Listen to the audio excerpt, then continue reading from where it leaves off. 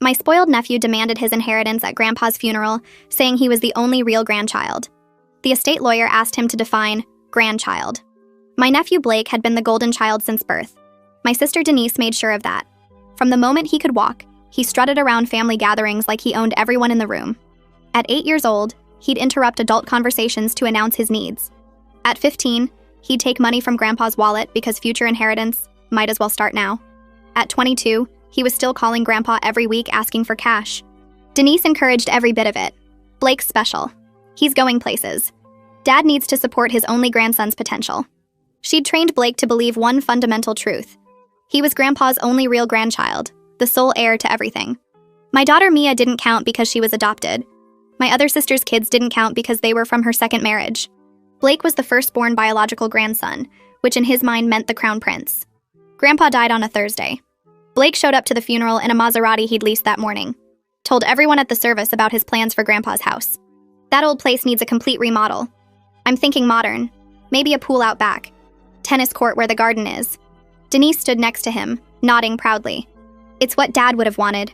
Blake carrying on the family legacy. The estate lawyer, Mr. Crawford, scheduled the will reading for the following Monday. Blake arrived 40 minutes late, wearing sunglasses indoors. He walked straight to the head of the conference table and sat down. Let's make this quick. I have a meeting with a contractor at 2 about the renovations. Mr. Crawford looked confused. Renovations to what property? Blake laughed. My grandfather's estate. The house, the vacation cabin, the investment properties. I'm the only biological grandson. It all comes to me. That's how inheritance works. Mr. Crawford opened his briefcase slowly. Mr. Blake, before we proceed, can you clarify something for me? You keep saying you're the only grandson. What about Mia, Lucas, and Janet? Blake rolled his eyes. Mia's adopted. Doesn't count. Lucas and Janet are from Aunt Carol's second marriage. They're not real family. I'm the only one with actual Fletcher blood. Grandpa always said blood matters. Denise jumped in. Blake's right. Dad was very traditional about family lines. He always told Blake he was special, the one who'd carry on the Fletcher name. Mr. Crawford pulled out a document. Interesting. So, you believe biological connection to Mr. Fletcher determines inheritance? Blake leaned back in his chair. Obviously. I'm his DNA. The others are just people my aunts brought into the family. There's a difference between real family and paper family. Mr. Crawford nodded thoughtfully. I see. Well, let's discuss Mr. Fletcher then. He pulled out another document. Mr. Harold Fletcher, born Harold Kowalski, legally adopted by the Fletcher family in 1951 at age 3. The room went completely still. Blake's sunglasses slipped down his nose. What? Your grandfather was adopted, Mr. Crawford continued. The Fletcher parents couldn't have children. They adopted Harold from St. Mary's Orphanage. He had no biological connection to the Fletcher bloodline. Zero Fletcher DNA, as you put it. Denise grabbed the document. This can't be right. Dad never said anything about being adopted. Mr. Crawford pulled out more papers. He was quite open about it in his legal documents. In fact, it shaped his entire estate plan. He believed family was about choice, not blood. That's why he was so delighted when your sister adopted Mia. It reminded him of his own story. Blake was turning pale. But he raised me. I was his favorite. He always said I was special. Mr. Crawford smiled slightly. Let me read from Mr. Fletcher's will. He cleared his throat. To my grandson Blake, who believes blood is everything, I leave this truth. I am not your blood. I never was. I was chosen by parents who loved me, just as Mia was chosen by parents who love her. Real family isn't about DNA. It's about showing up, caring, and contributing. Blake, you've taken from this family for 22 years without giving back once. Blake stood up, knocking his chair over. This is garbage. Even if he was adopted, I'm still his grandson through my mother. Mr. Crawford continued reading. To Blake, I also leave $1, the exact amount of genuine love and respect you've shown this family. The rest of my estate is divided as follows. The house goes to Mia, who spent every summer helping me in the garden while Blake was too important to visit. The vacation cabin goes to Lucas and Janet, who actually called me to talk, not just to ask for money. Denise was now standing too. What about me? I'm his daughter. Mr. Crawford turned the page. To my daughter Denise, who raised a son to believe he deserved everything while earning nothing, I leave my complete collection of parenting books. Perhaps reading them now will help with future grandchildren, should Blake ever learn enough responsibility to have any. Mr. Crawford pulled out one final document. The document showed a list of specific monetary gifts to various charities and community organizations that Grandpa had supported quietly for decades. Mr. Crawford read through them one by one, naming food banks and youth programs and animal shelters, each receiving $5,000. Blake's hands shook harder with every entry, watching money he'd counted as his own getting distributed to causes he'd never heard Grandpa mention. Denise's face went from pale to red, her jaw clenched so tight I could see the muscles jumping in her cheeks. She opened her mouth twice, but nothing came out, like her brain couldn't form words to match what she was hearing. Blake's chair scraped loud against the floor as he suddenly lunged forward, both hands reaching across the polished conference table toward the stack of papers in front of Mr. Crawford. His fingers were inches from grabbing them when Mr. Crawford smoothly pulled the entire stack back against his chest, completely calm like he'd expected exactly this reaction.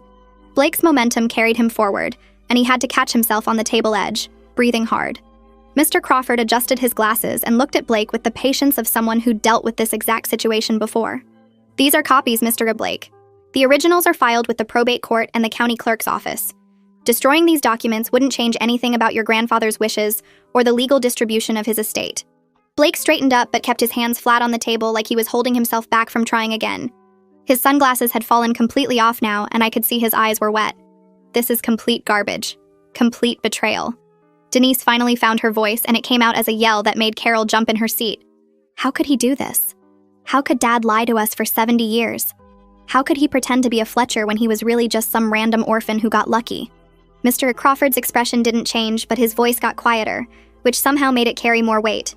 "Mrs. Lockwood, your father never lied about his adoption. He was quite open about it in all his legal documents and with anyone who asked directly.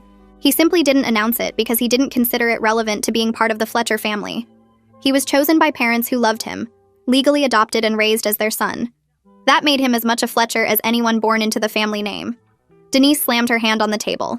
"But he let Blake think he was special. He let my son believe he was the only real grandson. He encouraged that." Mr. Crawford pulled out another paper. "Actually, I have notes from conversations with your father about exactly that topic. He was concerned about Blake's attitude toward Mia and your sister's children. He tried several times to correct Blake's assumptions about inheritance and family, but Blake refused to listen. Harold documented these conversations specifically because he anticipated this exact reaction. I couldn't stay quiet anymore. The words came out before I even decided to speak. Grandpa told us what mattered every single day through his actions. He showed up for the people who showed up for him. He spent time with the grandkids who actually wanted to spend time with him, not just take his money."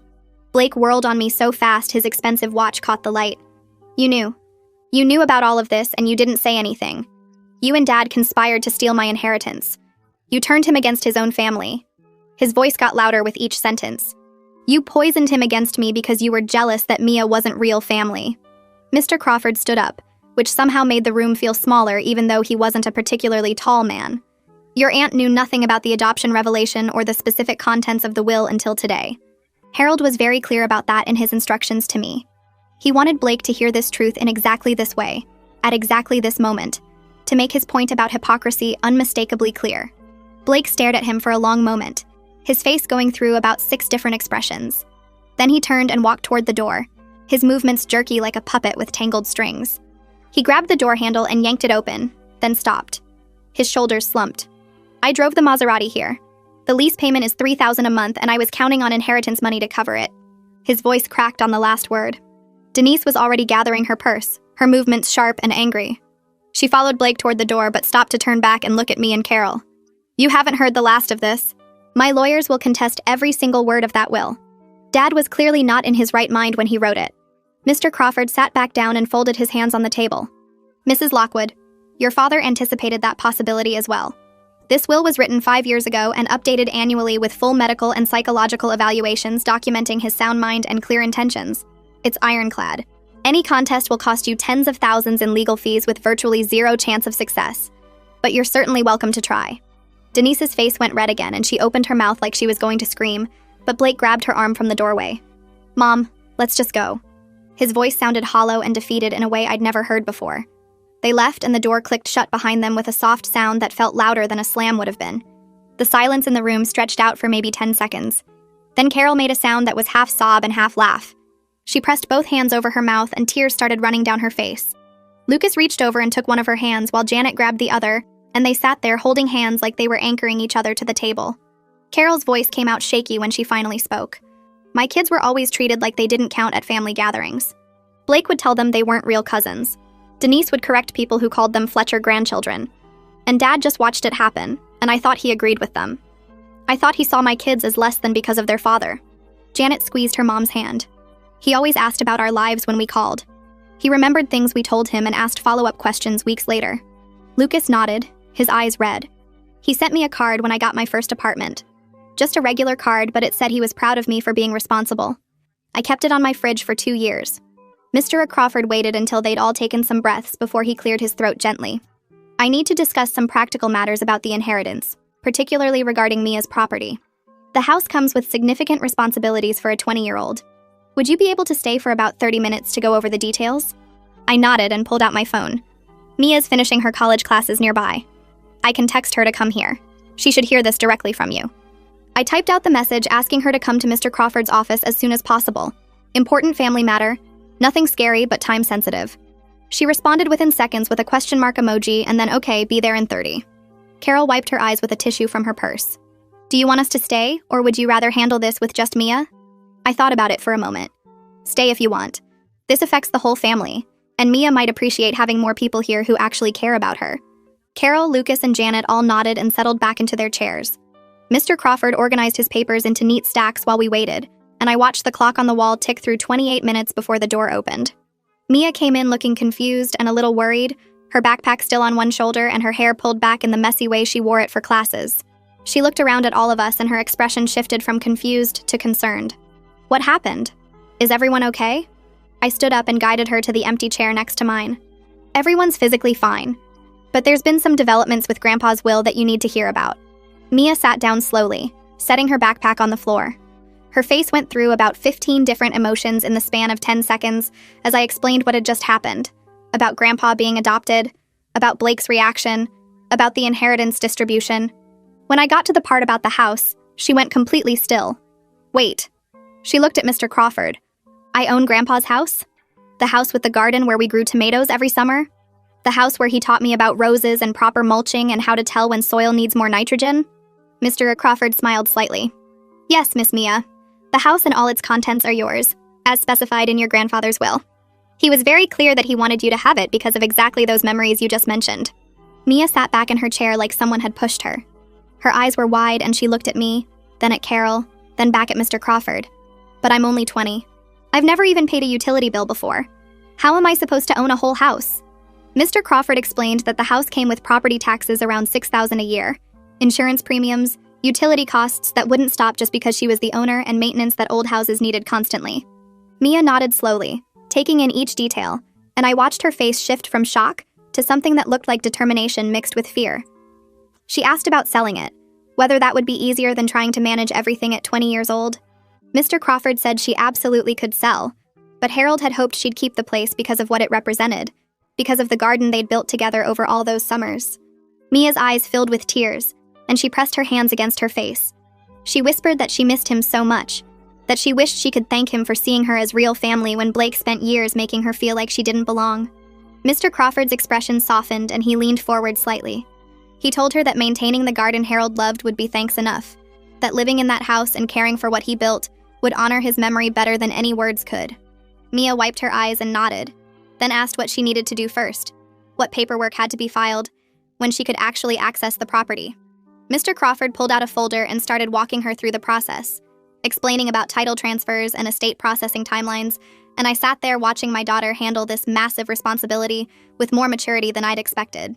The meeting lasted another 40 minutes as Mr. Crawford outlined next steps and timelines. Carol and her kids left with copies of their own paperwork for the cabin, and Mia and I stayed to sign initial documents. By the time we walked out to the parking lot, my phone had already started buzzing with texts from Blake. The first one said he needed to talk immediately, that this was all a huge mistake. The second one claimed he was going to be homeless without the inheritance money. The third one switched to threats about getting lawyers involved. I showed Mia the messages, and she shook her head, looking tired. She said Blake never once cared about her until she got something he wanted, and now suddenly he needed help from the adopted cousin he'd dismissed for years. I drove her back to campus and spent the rest of the day trying to focus on work, but my phone kept lighting up with more texts from Blake. Each message alternated between begging and threatening, between claiming he'd learned his lesson and insisting he deserved what was rightfully his. By Thursday, I'd received 18 texts and 7 voicemails. Blake's voice got more desperate with each message, talking about eviction notices and past due rent, about how Grandpa would have wanted me to help him. Friday morning brought 3 more texts before 9 o'clock, and the last one said I needed to do the right thing and give him what he deserved as the real grandson. I blocked his number after that 5th message, unable to handle the constant barrage of manipulation disguised as desperation. Saturday afternoon, my doorbell rang while I was folding laundry. I opened it to find Denise standing there with a man in an expensive suit holding a briefcase. She pushed past me into my living room before I could say anything, and the lawyer followed her inside. He introduced himself as someone Denise had retained to handle the estate dispute, then pulled out a formal letter threatening to contest the will on grounds of undue influence. The letter claimed Harold wasn't in his right mind when he wrote the will, that someone had manipulated him against his real family. I stood there reading this garbage while Denise paced around my living room talking about how her father would never have done this on his own, how someone must have poisoned his mind against Blake. I pulled out my phone and called Mr. Crawford, explaining the situation in short sentences, while Denise's lawyer watched me with a blank expression. Mr. Crawford said he'd be there within the hour and told me not to sign anything or agree to anything until he arrived. I told Denise and her lawyer they could wait or leave, but I wasn't discussing this without my own legal representation present. Denise started yelling about how I was being difficult, how family should work together instead of fighting, how Blake was suffering while I stood by and did nothing. Her lawyer put a hand on her arm and suggested they wait, probably recognizing that her emotional outburst wasn't helping their case. Mr. Crawford arrived 53 minutes later carrying his own briefcase and looking completely calm. He greeted Denise politely, nodded at her lawyer, then asked to see the letter threatening to contest the will. He read it slowly while standing in my living room, then pulled out his own documents from his briefcase. He laid out medical records showing Harold had been evaluated by 2 different doctors within 6 months of updating his will, both confirming he was mentally sharp and fully competent. He showed documentation of Harold's clear intentions written in his own handwriting, explaining exactly why he was distributing his estate the way he chose. He produced witness statements from Harold's friends and neighbors describing his sound mind and deliberate choices. Mr. Crawford went through each piece of evidence methodically, demolishing every argument in the contest letter with calm precision. Denise's lawyer picked up each document, examined it, made notes on a legal pad. After 20 minutes of this, he set down his pen and turned to Denise. He told her quietly that contesting this will would cost tens of thousands of dollars in legal fees with virtually no chance of success, that the documentation was too strong and the will too carefully constructed. Denise's face went red and she started arguing with him, insisting there had to be a way, that her father couldn't have meant to do this to Blake. Her lawyer repeated that the evidence was overwhelming, that Harold clearly knew exactly what he was doing and why. Denise fired him right there in my living room, told him he was useless, and she'd find someone else who actually wanted to help her family. The lawyer gathered his papers, wished me good luck, and left. Denise turned on me and started screaming that I'd turned the whole family against her, that I was enjoying watching Blake suffer, that I'd probably been planning this for years. Mr. Crawford stepped between us and firmly told Denise she needed to leave my property immediately. She stormed out, slamming my door hard enough to rattle the frame. 2 days later, Carol called to check on me. Her voice sounded tired, and she admitted she'd been struggling with complicated feelings about Dad's will since the reading. She said she was grateful for the validation, grateful that someone finally acknowledged her kids as real family, but also sad that it took his death to expose all the family problems that had existed for years. We talked for almost 2 hours about Blake's behavior at holidays, about Denise's constant excuses, about the way family gatherings always centered around what Blake wanted. Carol remembered a Thanksgiving when Blake was 16 and demanded the best parking spot, the biggest serving of turkey, the first choice of dessert. Denise had made everyone else wait while Blake got what he wanted, and Carol's kids had stood in the kitchen watching while Blake acted like a prince at his own coronation. Carol said she'd spent years making excuses to her children about why their cousin got special treatment, trying to protect them from feeling less valued. Now her kids were adults, and they remembered every slight, every time Blake got priority, every family event that revolved around his needs. She felt guilty for not standing up to Denise years ago, for letting the pattern continue because it seemed easier than fighting. I told her we'd all made that choice, that we'd all gone along with it to keep peace, and now we were dealing with the consequences of years of enabling. The following Saturday, Mia and I drove to Grandpa's house to assess what she'd actually inherited.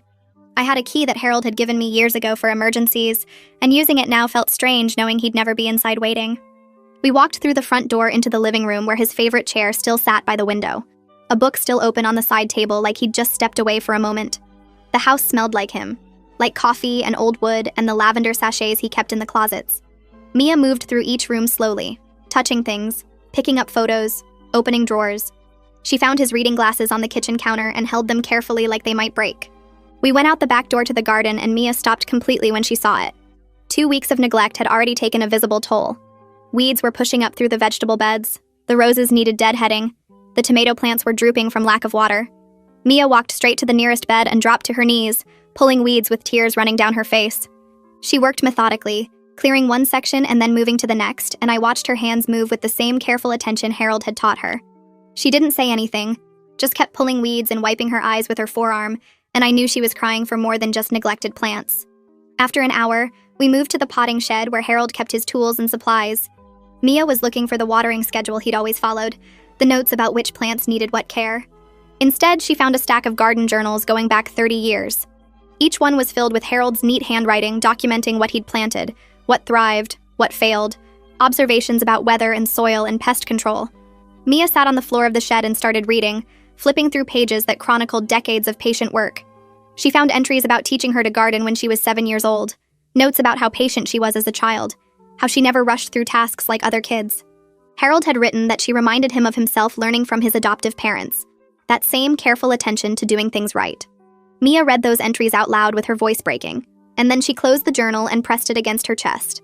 She said she hadn't known he'd written about her, hadn't realized he'd documented their time together like it mattered enough to record. I told her that of course it mattered, that those summers had clearly meant as much to him as they did to her. She opened another journal and found more entries, years of notes about her growth and questions and developing skills. Harold had tracked her progress like a proud teacher watching a student master difficult lessons. Monday morning, Baptiste Howard arrived to assess the house's condition. Mia had scheduled him through a contractor referral service, wanting an honest evaluation before making any decisions about repairs. Baptiste walked through every room with a tablet, making notes, taking photos, occasionally stopping to examine something more closely. He checked the roof from inside the attic, tested outlets, ran water in all the sinks and showers, inspected the foundation. After 2 hours, he sat down with us at the kitchen table and delivered his assessment. The house needed significant work, probably $40,000 worth of updates to bring everything up to current standards. The roof had maybe 3 years left before it needed replacement. The plumbing was old and showing signs of corrosion. The electrical system was outdated and potentially hazardous. He showed us photos of problems we couldn't see, explaining each issue and why it mattered. Mia's face went pale as the number kept climbing, and when he finished, she admitted she had maybe $3,000 in savings from part-time jobs during college. Baptiste nodded sympathetically and said he understood, that inheriting property often came with unexpected financial burdens. He offered to break the work into phases so she could tackle the most urgent repairs first, but even the immediate necessities would cost $15,000 minimum. That evening, Mr. Crawford called with information that made Mia cry with relief. He explained that Harold had set aside funds specifically for house maintenance, a separate account that contained $60,000 earmarked for repairs and property taxes. The money would cover all the immediate repairs Baptiste had identified, plus 2 full years of property taxes and insurance. Mia started laughing through her tears, saying of course Grandpa had thought of everything. Of course he'd planned ahead to make sure she wouldn't be overwhelmed. Mr. Crawford said Harold had been very thorough in his estate planning, anticipating exactly these kinds of practical challenges. He'd wanted Mia to have the house without the financial stress that might force her to sell it before she was ready. The maintenance fund would give her time to figure out her long-term plans without desperate pressure. Mia thanked Mr. Crawford about 5 times, her voice still shaky with relief, and after she hung up, she sat on my couch staring at the ceiling. She said she felt like Grandpa was still taking care of her even though he was gone, still making sure she had what she needed. 3 days later, Blake posted a long rant on social media about being robbed of his inheritance by an adopted cousin and a grandfather who betrayed his real family. He called Harold woke and accused him of abandoning traditional family values for political correctness. The post went on for paragraphs about blood rights and biological connections, about how adoption shouldn't count the same as real family bonds. Within 2 hours, people who'd actually known Harold started commenting with their own stories. A neighbor wrote about Blake borrowing $200 3 years ago and never paying it back despite repeated requests. A former family friend described Blake showing up to Harold's 75th birthday party an hour late, staying 20 minutes and leaving early to meet friends at a bar. Someone else shared a story about Blake asking Harold for money to invest in a business opportunity, then using the cash to lease a sports car. The comments kept coming, each one adding another example of Blake's entitlement and Harold's patience. By evening, Blake had deleted the post, but screenshots were already circulating among family and friends who'd seen the original rant and the devastating responses that followed. My phone rang at 7 in the morning. Denise's number. I let it go to voicemail. She called back immediately, then again. On the 4th call, I answered because I knew she wouldn't stop. She didn't even say hello before launching into her speech about fairness and family unity, and how I needed to talk sense into Mia about sharing the inheritance properly with Blake. I told her the will was legal and final. She switched tactics, saying she was going to call Mom and get her to make me see reason. I hung up and went back to my coffee. 2 hours later, Mom called.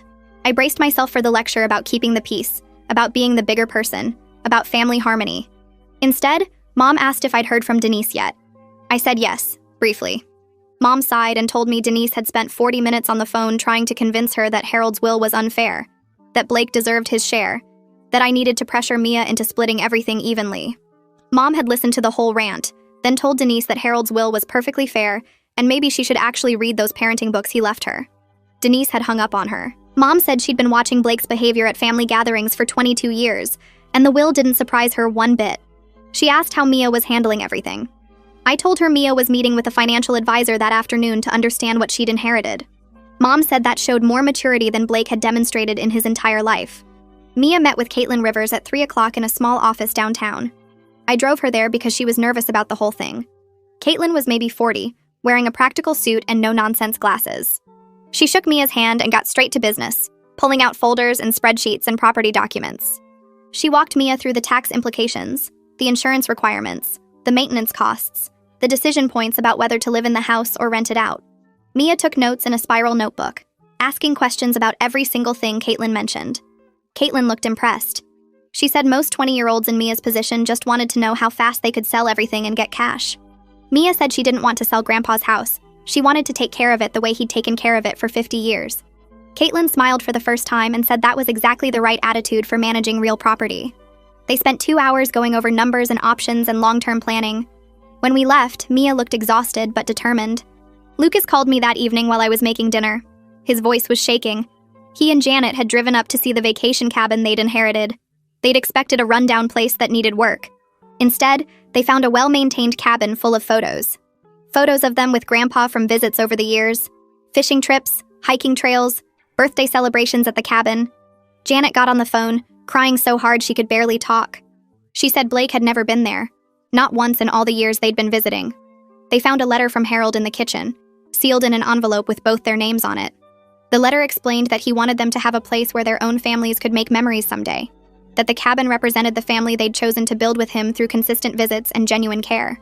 Lucas said they'd spent 3 hours looking at photos and crying. He thanked me for being a good sister to Carol, for raising Mia right, for not being like Denise. The next morning, I went to Grandpa's house to start going through his personal papers. Mia needed to understand what she'd inherited beyond just the property value. The house felt empty without him. I started in his study, opening drawers and filing cabinets. I found tax records, insurance documents, maintenance receipts going back decades. Then I found a wooden box in the bottom drawer of his desk. Inside were letters, dozens of letters in Harold's handwriting, addressed to no one, dated across 40 years. I sat on the floor and started reading. The letters were Harold processing his feelings about being adopted. He wrote about the day the Fletcher parents chose him from the orphanage. He wrote about growing up knowing he was picked, selected, wanted. He wrote about how being adopted made him more careful about family, more aware that love required action and intention. One letter from 15 years ago talked about the day I told him I was adopting Mia. He wrote that he cried with joy because I understood what he'd always known, that the best families are built through choice and commitment. He wrote about watching Mia in his garden, teaching her about plants, seeing her patience and care. He wrote that she reminded him of himself at that age, learning from parents who chose to love him. I packed the letters carefully to show Mia later. That afternoon, Blake showed up at the house. I was in the kitchen sorting through Grandpa's cookbooks when I heard a car door slam. I looked out the window and saw Blake walking toward the front door like he owned the place.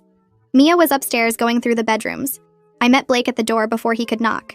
He put on a sad face and said he just wanted to get a few things that had sentimental value, some items Grandpa promised him years ago. I told him he couldn't come in without Mr. Crawford present. Blake's expression changed instantly. The sad face disappeared and something ugly replaced it. He said Mia was a thief who stole his inheritance. He said I was a terrible mother who raised a daughter to take advantage of a confused old man. His voice got louder with each sentence. Mia appeared at the top of the stairs, her face pale. Mia came down the stairs slowly. Blake turned his anger toward her, listing all the reasons she didn't deserve the house.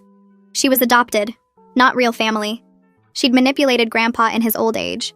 She was too young and stupid to manage property. Mia stood in the hallway and looked at Blake without flinching. She said Grandpa saw exactly who Blake was and decided he didn't deserve a reward for being selfish. Blake actually laughed, a harsh sound that echoed in the empty house. He said she was just a charity case who got lucky, that she should be grateful anyone wanted her at all. I stepped between them before I even realized I was moving. I told Blake to get out. He took a step toward me, his face red. Then headlights swept across the front windows. Mr. Crawford's car pulled into the driveway. Mr. Crawford walked up to the door with his briefcase. He looked at Blake, then at me, and seemed to understand the situation immediately. He informed Blake that he was trespassing on Mia's property and needed to leave right now or face legal consequences. Blake started arguing about his rights as family. Mr. Crawford pulled out his phone and said he could have the police here in 5 minutes. Blake backed toward his car, cursing under his breath. Then he stopped next to one of Grandpa's rose bushes, the ones he'd spent years cultivating. Blake looked right at Mia and kicked the plant over, snapping the main stem. Dirt and roots scattered across the walkway. Blake got in his car and drove away. Mia ran to the rose bush and dropped to her knees, her hands shaking as she tried to figure out how to save it. The next day, Mr. Crawford recommended we talk to Elise Thorne. She was a real estate attorney who specialized in property disputes and family inheritance conflicts. We met her at her office downtown. Elise listened to the whole story about Blake's behavior, the threats, the property damage. She took notes and asked specific questions about dates and witnesses. She said she'd handled cases like this before. Entitled relatives often got worse before they accepted reality. She recommended filing a restraining order immediately based on Blake's trespassing and destruction of property. She walked us through the process, explaining what evidence we needed and how the order would work. Mia signed the paperwork with steady hands. Elise said the order should be in place within 48 hours.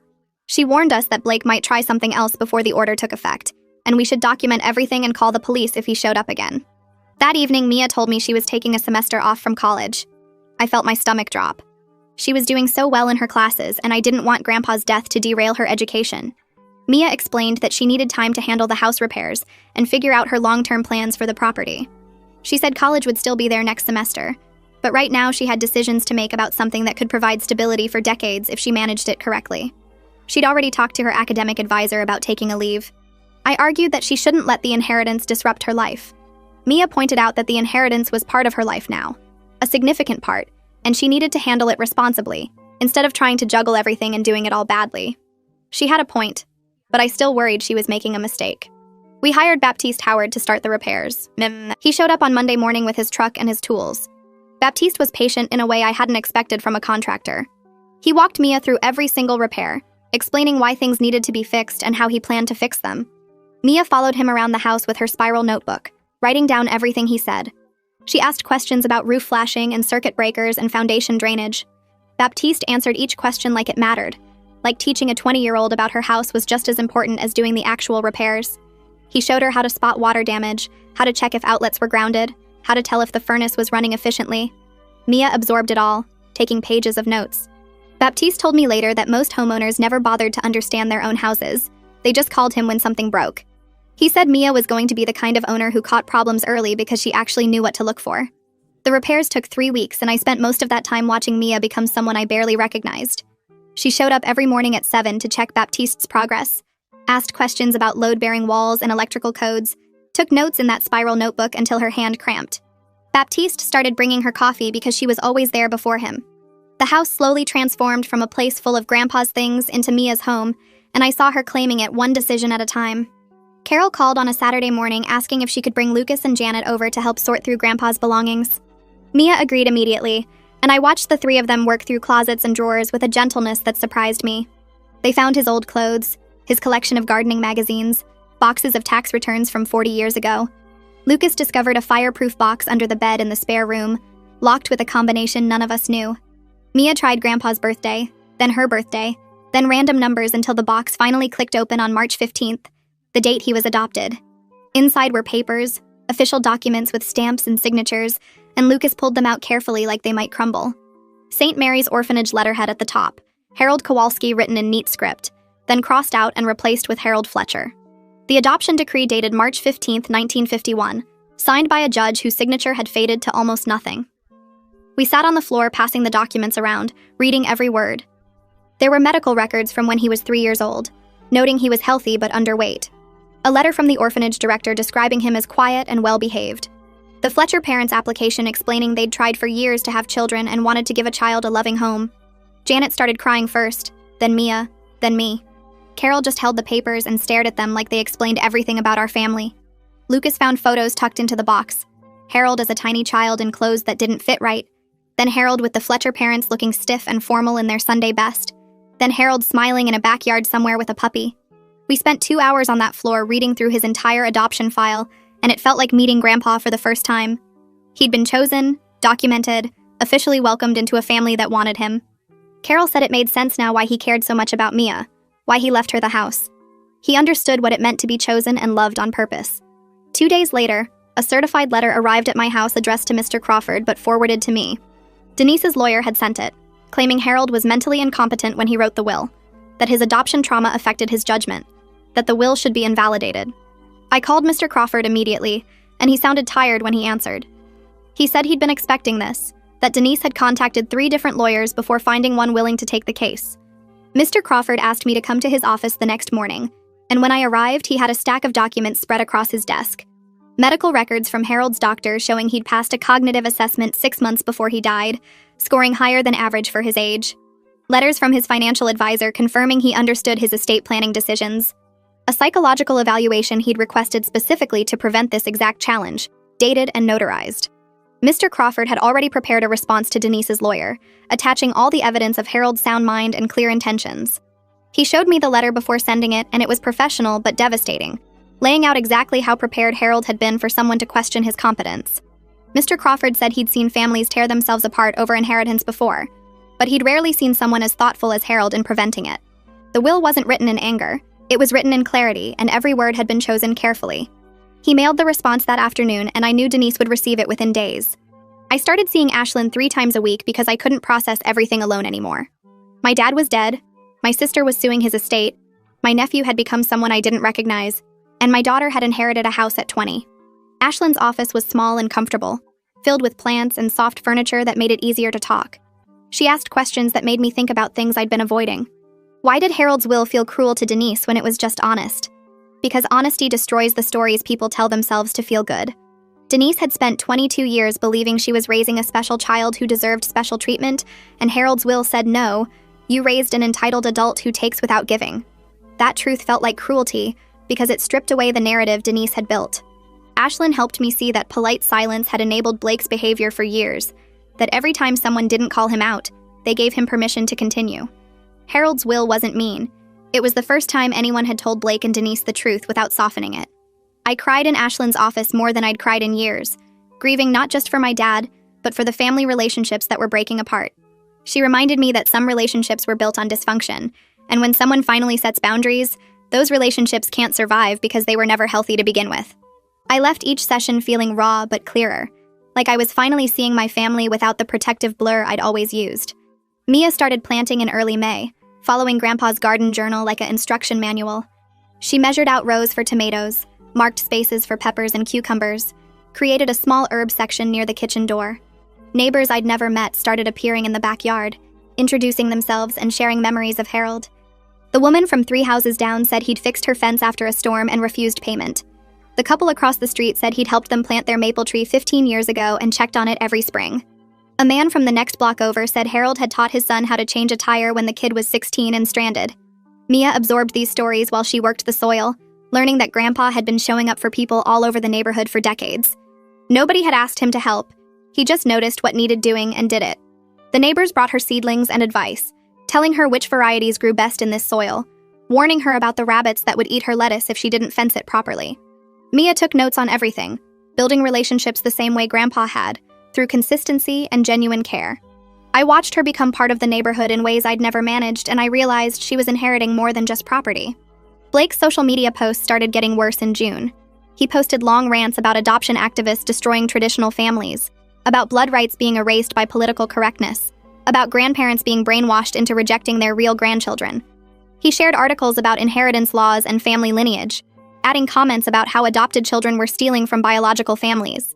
People started commenting, some agreeing, but most questioning his sanity. Several relatives blocked him after he posted a photo of Grandpa with a caption about betrayal and fake families. Carol called to tell me that even Denise's closest friends were privately saying Blake needed professional help, that his posts were becoming scary. Denise defended him in the comments at first, but eventually she stopped responding, and I wondered if she was finally seeing what everyone else had seen for years. Blake's posts got more frequent and more desperate. sometimes 3 or 4 a day, each one angrier than the last.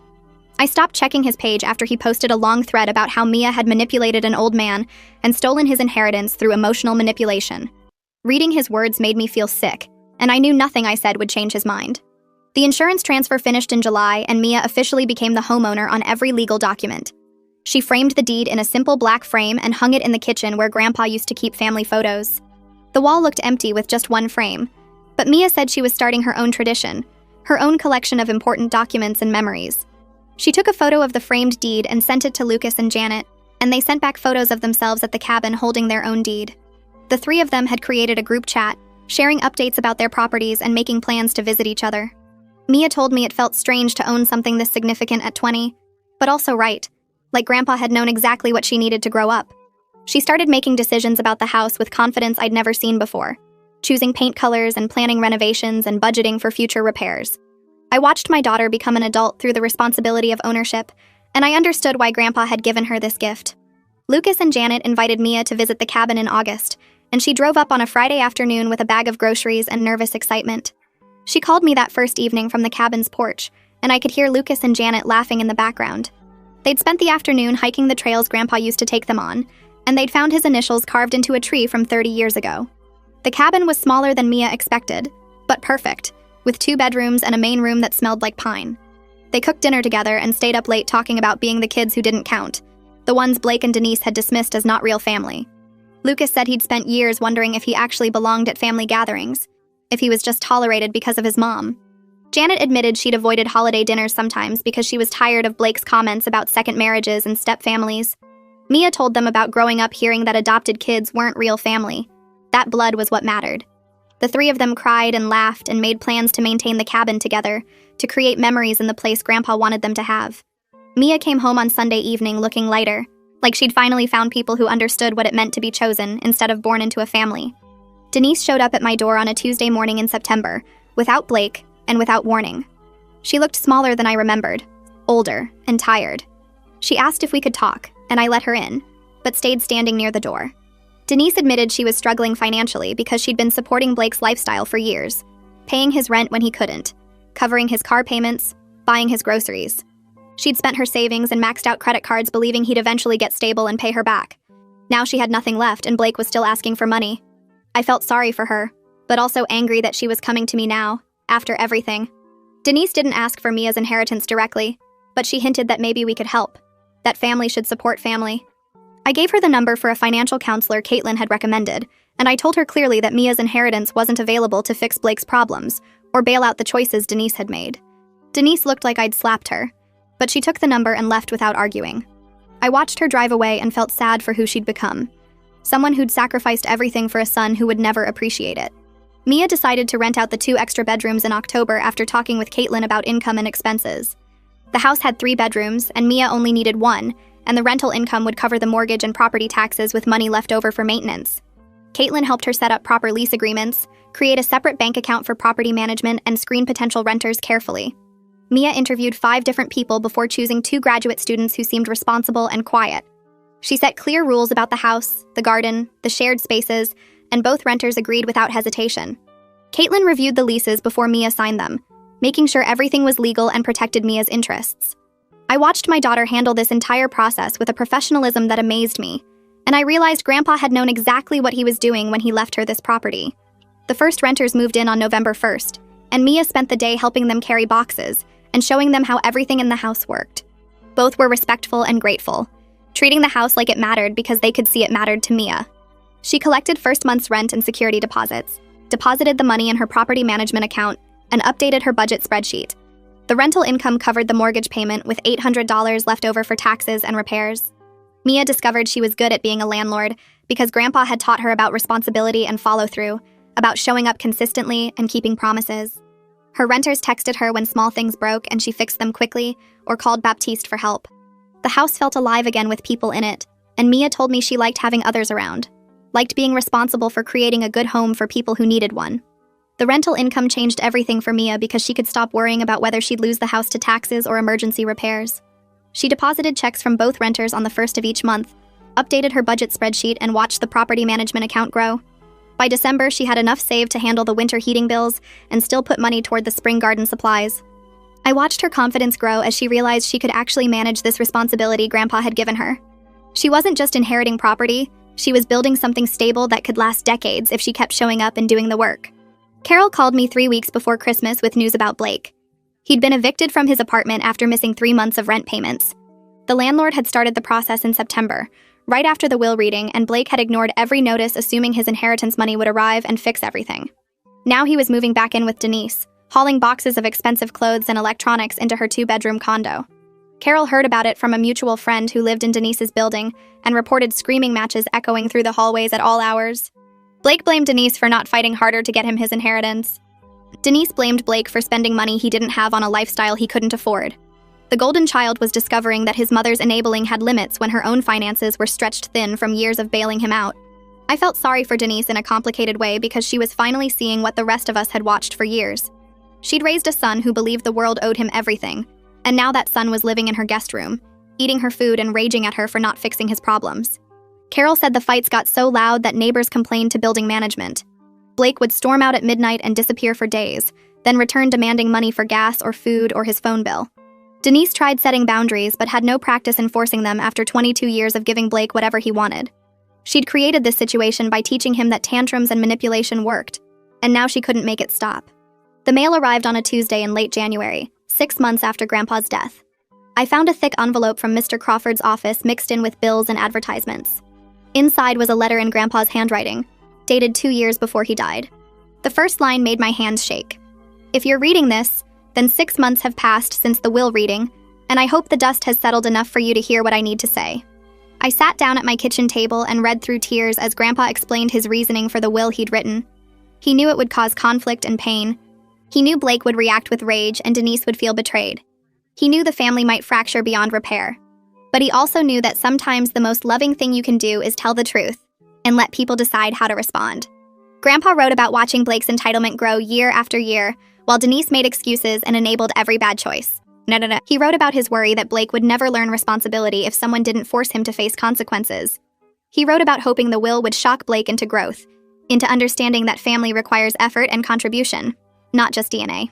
He acknowledged that it might not work, that Blake might double down on bitterness instead of learning humility, but he had to try because doing nothing felt like giving up on his grandson completely. The letter explained that he'd left me this message because he trusted me to help Mia navigate her inheritance, while also understanding that tough love comes from actual love, not cruelty. I cried reading Grandpa's words because they were so honest about the pain he knew he'd cause. He wrote that he'd struggled with the decision for years, wondering if he should just divide everything equally and let the family continue with its dysfunction intact. But he kept coming back to the truth that enabling Blake's behavior wasn't helping him. It was destroying him. Grandpa wrote that he hoped 6 months had been enough time for Blake to hit bottom and start climbing back up, but if not, at least everyone would know where they stood. He ended the letter by saying he loved all of us, even Blake, and that real love sometimes means letting people experience the consequences of their choices instead of protecting them from reality. Mia decided to throw a garden party in early March to thank everyone who'd helped her through the transition. She spent 2 weeks planning, cleaning the house and preparing the garden for visitors. She sent invitations to the neighbors who'd shared memories of Grandpa, to the contractors who'd helped with repairs, to Carol's family, to my mother, to the financial advisor and the real estate attorney who'd guided her through the legal maze. She specifically did not invite Blake or Denise because their presence would turn a celebration into a confrontation. The party was scheduled for a Saturday afternoon when the early spring flowers were just starting to bloom in the beds Grandpa had planted. 50 people showed up, filling the house and spilling into the backyard where Mia had set up tables and chairs. Carol arrived with Lucas and Janet, who immediately started exploring the garden and taking photos of the new growth. My mother brought a photo album of Grandpa from when he was young, just starting to build his own garden in this same yard. Caitlin came with her partner and spent an hour talking to Mia about long-term financial planning and property investment strategies. Baptiste arrived with his wife and walked through the house, pointing out all the repairs he'd completed, proud of the work they'd done together. Neighbors brought food and stories, creating a potluck of memories and gratitude that filled the rooms where Grandpa had lived for 50 years. People started sharing stories about Harold without any prompting, and a pattern emerged that none of us had fully recognized while he was alive. The neighbor from 3 houses down talked about the time Grandpa spent 2 weekends helping him build a wheelchair ramp for his mother without being asked or expecting payment. A woman from the community garden mentioned how Harold had taught her everything about tomatoes when she was struggling to grow anything in her first plot. The postal carrier who delivered mail on this route for 20 years remembered Harold always offering water on hot days and asking about his family. Story after story painted a picture of a man who believed family was something you built through consistent care, through showing up when people needed help, through remembering birthdays and asking follow-up questions about problems people had mentioned weeks before. Mia stood in the kitchen listening to these stories with tears running down her face because she was understanding something bigger than just inheriting a house. She'd inherited a legacy of intentional love, of choosing to care about people through actions instead of just words. Grandpa hadn't been special because of his DNA or his accomplishments or his money. He'd been special because he'd shown up consistently for decades, building relationships through patience and genuine interest in other people's lives. The house and garden weren't just property. They were physical evidence of a man who believed you create family by planting seeds and tending them carefully year after year until they grow into something that sustains everyone around you. A letter arrived for Mia in April, handwritten on expensive paper in Blake's careful script. I was at her house when she opened it and we read it together at the kitchen table. Blake apologized for his behavior at the will reading and in the month since. He acknowledged that he'd been wrong about what made someone real family. He claimed he'd learned his lesson about entitlement and wanted to start over with Mia, to build a real relationship based on mutual respect. The apology sounded genuine until the third paragraph, where Blake mentioned how much he'd always loved this house and how he'd be happy to help Mia maintain it if she ever needed someone to stay here and watch the place. The subtext was clear even though Blake tried to hide it. He wanted back into the house, wanted to live rent-free in the property he'd expected to inherit, wanted to benefit from Grandpa's legacy without actually changing his behavior or beliefs. Mia showed me the letter without saying anything, just watching my face as I read through Blake's carefully constructed manipulation. We both recognized what he was doing because Grandpa had taught us to pay attention to actions instead of words, to notice what people actually do instead of what they claim they'll do. Blake's apology focused entirely on what he wanted, not on the harm he'd caused. He never mentioned the years of dismissing Mia as not real family. He never acknowledged the cruelty of his comments at the funeral and will reading. He never took responsibility for his entitlement or his treatment of people who'd actually cared about Grandpa. The letter was just another attempt to get what Blake believed he deserved, wrapped in language that sounded like growth, but was really the same manipulation he'd always used. Mia spent 2 days thinking about how to respond before she sat down and wrote a brief note back to Blake. She thanked him for his letter and said she wished him well in his journey of personal growth. She wrote that she wasn't interested in building a relationship with someone who only valued her after she inherited property he'd wanted for himself. She explained that real relationships require consistent care over time, not sudden interest when circumstances change. She ended by saying she hoped he would genuinely learn the lessons Grandpa had tried to teach through the will, but that learning had to happen on Blake's own timeline and wasn't her responsibility to manage or support. The note was clear and kind, setting a boundary without cruelty, and I felt proud watching my 20-year-old daughter handle manipulation with more maturity than many adults ever develop. Baptiste finished the last repairs in May, 3 months ahead of his original estimate and $2,000 under budget. He walked through the house with Mia one final time, pointing out everything they'd accomplished together. New roof that would last 30 years, updated electrical that met current code, plumbing that wouldn't leak or burst, foundation drainage that would prevent water damage, HVAC system that would heat and cool efficiently. Baptiste told Mia she'd been one of his most engaged clients ever, actually learning about her property, instead of just writing checks and hoping contractors would handle everything. She'd asked questions about every repair, taken notes about maintenance schedules, and understood that owning property meant taking responsibility for understanding how everything worked. She already had plans for future improvements and a 10-year maintenance schedule that would keep the house in excellent condition. Lucas called me in June with news about the vacation cabin and plans for next summer. He and Janet wanted to host a family reunion at the property Grandpa had left them, inviting everyone who'd actually maintained relationships with Harold over the years. Carol's family would come, my mother would come, Mia and I would come, along with neighbors and friends who'd known Grandpa and wanted to celebrate his memory. Lucas made it clear that Blake and Denise were not invited unless they genuinely apologized and demonstrated real behavior change, not just words designed to manipulate their way back into family events. It was the first time anyone in our family had set clear boundaries with actual consequences, instead of just tolerating bad behavior to avoid conflict. I spent a weekend in July going through more of Grandpa's belongings that Mia had stored in the attic, and I found a photo album I'd never seen before. The first page showed a black and white photo of a small boy standing between 2 adults outside an orphanage, everyone smiling despite the institutional building behind them. Subsequent pages documented Harold's adoption day, his childhood with the Fletcher parents, birthday parties and school events and family vacations. The album told the story of a boy who was chosen and welcomed, who grew up knowing he was wanted not because of biology, but because of deliberate love. Later pages showed Harold as a young man planting his first garden, as a new father holding my mother, as a grandfather teaching Blake and Mia and Lucas and Janet how to care for growing things. I gave the album to Mia, who studied it like a textbook on how to love intentionally, tracing the progression from chosen child to choosing father to grandfather, who chose to tell the truth even when it hurt. Denise appeared outside Mia's lecture hall in September, waiting by the door when class ended. Mia saw her and immediately turned to walk the other direction, but Denise followed, calling her name and trying to start a conversation about family and forgiveness. Other students noticed and started filming on their phones as Denise's voice got louder and more desperate. Campus security arrived within minutes because Mia had filed paperwork with the university about the restraining order after Elise had helped us get it approved by the court. 2 security officers escorted Denise off campus while she yelled about how Mia had stolen her son's inheritance and destroyed their family. Mr. Crawford filed additional legal paperwork that afternoon, and the judge extended the restraining order for another year with stricter terms and actual consequences for violations. Denise finally seemed to understand that her behavior had real limits, and that courts would enforce those limits whether she agreed with them or not. I watched Mia move through her days with a confidence I'd never seen before, handling tenant issues with the same steady approach Grandpa used for garden problems. 6 months had passed since the will reading, and she'd built routines around her classes and property management that somehow worked. She'd wake at 6 to check on the garden before her morning lecture, spend afternoons studying between handling maintenance requests, and still find time to plan improvements for the house. The girl who used to stress about chemistry exams now calmly discussed roof warranties with contractors and negotiated repair costs like she'd been doing it for years. One evening, she was deadheading roses while I helped with the weeding, and she stopped to look at the garden stretching out in neat rows. She told me she finally got it. What Grandpa was teaching her all those summers when she thought they were just playing in the dirt. He was showing her that roots matter more than branches, that you build something real by working consistently at the foundation instead of just trying to look impressive on the surface. The tomatoes she planted were thriving because she'd spent weeks preparing the soil, not because she'd bought expensive plants. Carol called in early December with news that caught me off guard. Blake had gotten a job at a car dealership 3 months ago, and according to mutual friends, he was actually showing up every day and working hard. He'd sold more cars in November than anyone else on the floor, apparently charming customers with the same smooth talking he'd used to manipulate family members for years. Carol said she didn't know if he was genuinely changing or just desperate enough to fake it, but either way, it was the first time he'd held a job longer than a few weeks. Part of me wanted to believe people could change, but I'd watched Blake coast through life for too long to trust that a few months of employment meant real growth. Still, it was something.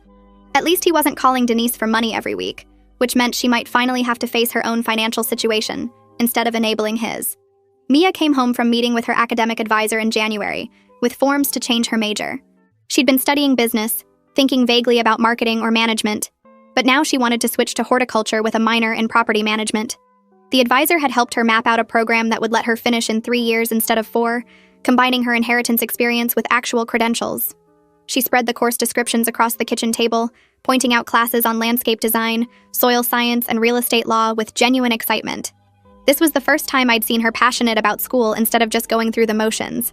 Grandpa's garden had given her more than property. It had given her direction. She had a clear path now that connected what she loved with practical skills she could use for decades. I started hosting dinners at Mia's house on the last Sunday of every month, inviting only the family members who actually wanted to build something healthier than what existed before. Carol brought Lucas and Janet. My mother came with homemade bread, and we'd spend hours cooking together and talking without the tension that used to poison every family gathering. No one was performing or competing. No one was making excuses for bad behavior. No one was walking on eggshells around Denise and Blake. We were creating new traditions based on showing up and contributing instead of just tolerating dysfunction to keep the peace. Lucas taught Mia how to make Grandpa's favorite soup from memory. Janet helped me organize the family photos we'd found in storage, and my mother told stories about Harold's adoption that she'd never shared before. These dinners felt like building something real instead of just maintaining something broken. The garden exploded with vegetables in late summer, producing more tomatoes and peppers and squash than Mia could possibly use. She started packing bags for the neighbors just like Grandpa did, walking down the block with fresh produce and stopping to chat about their own gardens. Mrs. Smith from next door told her she had Harold's gift for growing things, that her tomatoes tasted exactly like his used to. Mr. Rodriguez asked for advice about his struggling rose bushes, and Mia spent an hour showing him proper pruning techniques she'd learned from Grandpa's journals. She glowed with pride when people compared her to him, not because of the inheritance, but because she was carrying on his actual legacy of care and generosity. The garden wasn't just property, it was proof that she'd learned what he was teaching. A formal apology letter arrived through Mr. Crawford in September, and I almost threw it away without reading it when I saw Denise's name. But something made me open it. Maybe curiosity about what manipulation she'd try next. The letter acknowledged her role in enabling Blake's entitlement. admitted she'd defined her worth through his success, which meant excusing his failures and blaming everyone else, and said she needed to make changes in her own life. There were no requests for money, no hints about wanting back into family events, no manipulation disguised as growth. It seemed genuine in a way I'd never seen from her before. I read it 3 times looking for the angle and couldn't find one. I decided to respond cautiously, not agreeing to anything but acknowledging that I'd received it and appreciated the honesty. Mia and I met Denise at a coffee shop in October with Ashlyn present to keep things from spiraling into old patterns. Denise looked smaller somehow, less polished than usual, and she actually listened when we explained how her parenting had affected the whole family. She didn't interrupt or make excuses, didn't try to redirect blame or minimize what Blake had done. When Mia described feeling invisible at family gatherings because Blake was always the center of attention, Denise started crying and admitted she'd trained him to believe the world revolved around him because that's how she'd measured her success as a mother. If Blake was happy and confident, she was doing well. If Blake struggled or faced consequences, she'd failed. She'd spent 22 years protecting him from reality, and now he couldn't function in it.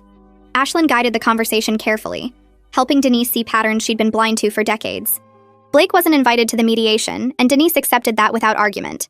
She said her relationship with him needed to change before any family reconciliation was possible, that she couldn't keep enabling him and expect different results. Ashlyn had helped her find a therapist who specialized in parental enmeshment, and she'd joined a support group for parents of adult children who struggled with entitlement. Denise admitted the other parents' stories sounded exactly like her own, that she wasn't unique in raising a kid who believed he deserved everything without earning anything. She was starting to understand that helping Blake meant stopping the help, letting him face natural consequences instead of constantly rescuing him. I didn't know if she'd actually follow through, but at least she was saying the right things for the first time ever. We planned a memorial garden party for the 1-year anniversary of Grandpa's death, and Mia sent invitations to everyone whose lives Harold had touched through quiet, consistent care. The house filled with neighbors, friends, and family members who actually showed up for him over the years. We planted a new rose bush in the spot where Blake had kicked over the old one, and Mia gave a short speech about inheritance being more than money or property. She talked about learning to show up consistently, to care for growing things patiently, to build community through small acts of generosity repeated over time. She said Grandpa left her a house, but he taught her how to make it a home by demonstrating that family is something you create through action, not something you inherit through blood. People were crying by the time she finished, and we spent the afternoon sharing food and stories and memories of a man who believed in choosing love deliberately. Blake appeared at the back gate halfway through the party, sober and subdued in plain clothes without the designer labels he used to wear. He asked quietly if he could just stand in the back of the garden without interacting with anyone, and Mia looked at me before answering. I shrugged, leaving it up to her since it was her property and her decision. She considered for a long moment, then nodded and told him he could stay as long as he respected people's space. Blake spent an hour silently watching the community Grandpa had built through decades of showing up, and I saw him wipe his eyes a few times when people shared stories about Harold's kindness. He didn't try to join conversations or make it about himself, just stood there taking in what he'd missed by being too focused on what he could take instead of what he could give. The garden was emptying out as the sun dropped lower, guests saying their goodbyes and promising to visit again soon. Blake stayed in his spot by the back fence, hands shoved in his pockets, watching people leave in groups of 2 and 3. Mia was collecting empty plates from the picnic tables when he finally moved, walking slowly toward where we stood near the rose bushes. His shoulders were hunched forward in a way I'd never seen before, none of the swagger that used to announce his presence at every family gathering. He stopped a few feet away and waited until Mia looked up from stacking dishes. "I can go if you want," he said quietly. "I just wanted to say something before I left." Mia set the plates down carefully and glanced at me, then back at him. "Okay." Blake looked down at his shoes, scuffed work boots instead of the designer sneakers he used to wear. I wasted it. All those years with Grandpa, I was too busy thinking about what I could get from him to see what he was actually offering. He looked up, his eyes red. He was an incredible man, and I treated him like an ATM machine. I can't fix that now, and I'm not asking for anything. I just needed to say it out loud, that I know what I lost and it was my own fault. Mia crossed her arms, studying him for a long moment. The Blake I knew would have made this about himself somehow, would have found a way to ask for something while pretending not to. This version stood there waiting, accepting whatever response came without trying to control it. "I appreciate you saying that," Mia said finally, "but I'm not ready to have a relationship with you. Maybe someday if you keep working on yourself, we can be cordial family members at gatherings." Blake nodded immediately. "That's fair. I understand." He turned to leave, then paused. "The garden looks amazing." He would have loved seeing it like this. Then he walked away without waiting for a response, letting himself out through the side gate. Mia watched him go, then looked at me with raised eyebrows. Did that actually just happen? I think it did. First time I've ever seen him respect someone's boundary without arguing. We finished cleaning up in silence, both processing what felt like a small miracle in the middle of ordinary afternoon work. 3 weeks later, Denise called and asked if we could meet for coffee at a neutral location. I brought Ashlyn as a buffer, not sure what to expect after months of limited contact. Denise arrived early, sitting at a corner table with 2 parenting books in front of her, pages marked with dozens of sticky notes. She looked older somehow, tired in a way that went deeper than lack of sleep. "Thank you for coming," she said when I sat down. "I know I don't deserve your time after everything." I listened as she talked about the past year, about finally reading the books Harold left her, and recognizing her own mistakes in every chapter. She'd joined a support group for parents dealing with adult children's entitlement issues, and heard her own story repeated by strangers who enabled their kids the same way she'd enabled Blake.